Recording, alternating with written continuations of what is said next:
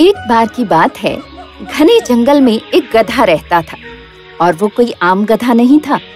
उसकी जिंदगी का एक लक्ष्य था, बहुत बहुत बड़ा लक्ष्य।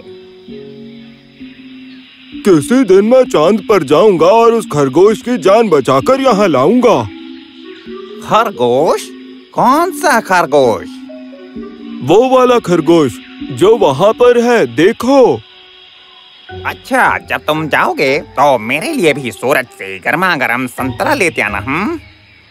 हाँ हाँ जरूर। एक मिनट, तो तुम मेरा मजाक उड़ाने की कोशिश कर रहे हो? कोशिश नहीं भोंदू गधेरा, मैं तो सच में उड़ा रहा हूँ। पर गधे की हिम्मत को कोई नहीं तोड़ सका। वो हमेशा की तरह अपने लक्ष्य पर डटा रहा। हाँ, बस उसका लक्ष्य हर बार बदल जाता था।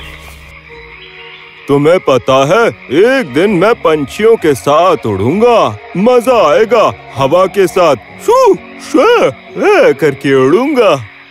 ठीक है। और शायद मैं तुम्हें अपनी पीठ पर बैठा कर ले जाऊं ताकि तुम तेज स्पीड महसूस कर सको। ठीक है। और फिर शायद हम दोनों। क्या बात है, अब मैं चलता हूँ। बेचारा गधा, जंगल में कोई भी ना उसे और ना ही उसके सपनों को समझता। पर हमेशा की तरह वो हिम्मत नहीं हारता और नए लक्ष्य के साथ आ खड़ा होता।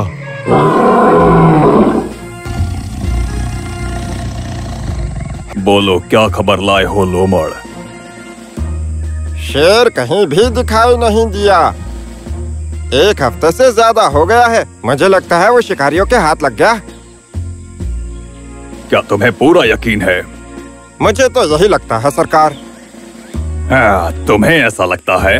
मैं तुम्हारे अनुमान के आधार पर तो खुद को इस जंगल का राजा घोषित नहीं कर सकता ना। जाओ और सबूत के साथ वापस आना, नहीं तो मैं तुम्हें खा जाऊंगा। जी जी सरकार। गधे ने उनकी बात सुन ली और वो सोचने लगा कि चल क्या रहा है। तभी अचानक एक सेब उसके सर पर आकर गिरा। कौन है वहाँ? क्या? गधा गधा सरकार।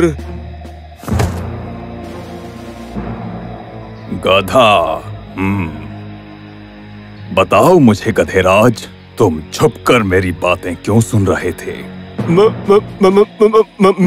न बिल्कुल नहीं सरकार। मैं तो यहाँ बस एक राजकुमारी के साथ शादी का ख्याल लिए गुजर रहा था। क्या राजकुमारी? तुम्हारा मतलब इंसान से शादी करोगे? हाँ हाँ बिल्कुल सही सरकार।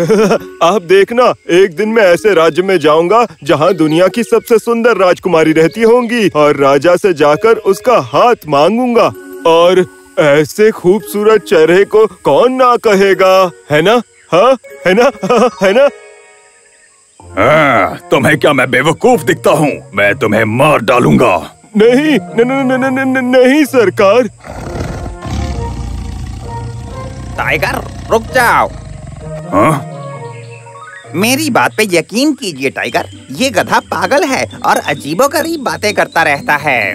पहले ये चांद पर जाना चाहता था एक खरगोश को आजाद करवाने के लिए। तो अगर ये कह रहा है कि इसे राजकुमारी से शादी करनी है तो इसे भी आप बेवकूफ ही समझिए। सुनकर बाघ जोर जोर से हंसने लगा। ओह, क्या बेवकूफी है। शुक्रिया बंदर, नहीं तो आज मैं एक बेवकूफ जानवर को खा जाता। शुक्रिया सरकार और शुक्रिया बंदर। चले जाओ, इससे पहले कि मैं अपना फैसला बदलूं। और इस तरह बेचारा गधा वहाँ से चला गया, ऊपर वाले का शुक्रिया अदा करता हुआ कि वो जिंदा है। इसी बीच जंगल के बाकी जानवरों में हलचल शुरू हो चुकी थी। एक हफ्ता हो गया है, महाराज कहीं दिखाई नहीं दिए। अब वक्त आ गया है कि हम सच्चाई मान लें। नहीं, ऐसा मत कहो। अगर शेर राजा के साथ कुछ बुरा हुआ तो समझ लो हमारी जान भी खतरे में है। बाघ हम में से किसी को नहीं छोड़ेगा। हम सबको मिलके प्रे करनी चाहिए। ऊपर वाले से दुआ मांगो कि राजा आ जाए, नहीं तो हम सब मारे जाएंगे। हे ऊपर वाले, प्लीज हमारे फरिश्ते को वापस ले आइए। पता नहीं वो कहाँ है। यहाँ हूँ मैं, इस जंगल में भटकता हुआ, दुखी और ठुकराया हुआ। कोई मेरी इज्जत नहीं करता। सब जानवर मेरा मजाक उड़ाते हैं, मुझ पर हंसते हैं। एक दिन मैं इस जंगल का राजा बनूंगा। और एक मिनट, क्या ये क्या देख रहा हूँ? इसे कहते हैं किस्मत, क्योंकि गधे को पेड़ के नीचे शेर की खाल पड़ी मिल गई। ये तो शेर राजा की खाल है। शिकारी लगता है गलती से यहाँ गिरा गए। उसने ज्यादा ना सोचते हुए शेर की खाल उठाकर पहन ली और खुशी खुशी चल दिया। मैं हूँ शेर राजा, देखो तो जरा मुझे। जंगल का राजा हूँ, देखो। सर उठा के मैं चलूं, देखो मुझे। मैं ताकतवर और बुद्धिमान, देखो मुझे। इस तरह गधा खुशी में झूमते और गुनगुनाते हुए जंगल में चला जा रहा था।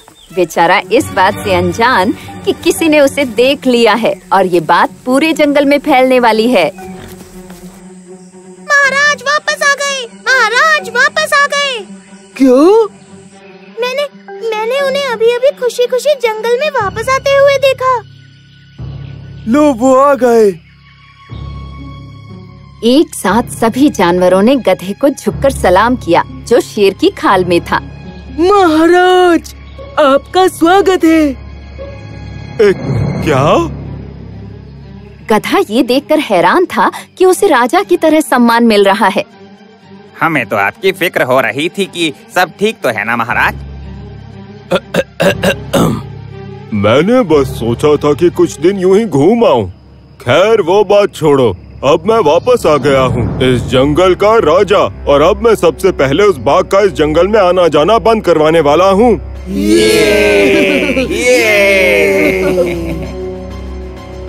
मैं आ रहा हूँ बाघ के बच्चे। सरकार, क्या खबर है? शेर राजा लौट आए हैं और अब वो आपको नहीं छोड़ेंगे। क्या? मैंने उन्हें बात करते हुए सुना। वो कुछ अलग से लगे, पहले से ज्यादा अपने फैसले पर अटल। आप भाग जाइए सरकार, इससे पहले कि वो यहाँ आ जाएं। अपनी जान बचाने के लिए बाघ जंगल से भाग गया। मुझे भी साथ ले चलिए सरकार। लोमड़ भी पीछे पीछे भागा। जानवर ये खबर सुनकर बहुत खुश हुए। उन सब ने अपने राजा की तारीफ की और खुशियाँ मनाई।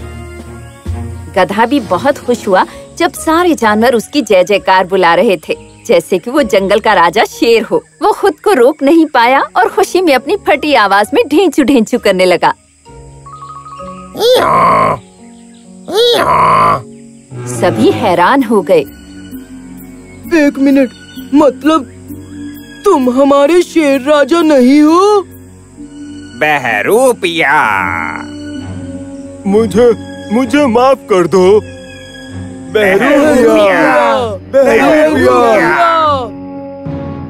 सभी जानवर गधे को सबक सिखाने उसके पीछे भागे और वो शेर की खाल वहीं फेंक तेजी से भागा और भाग भाग कर आखिरकार जंगल के आखिरी सिरे पर पहुंच गया।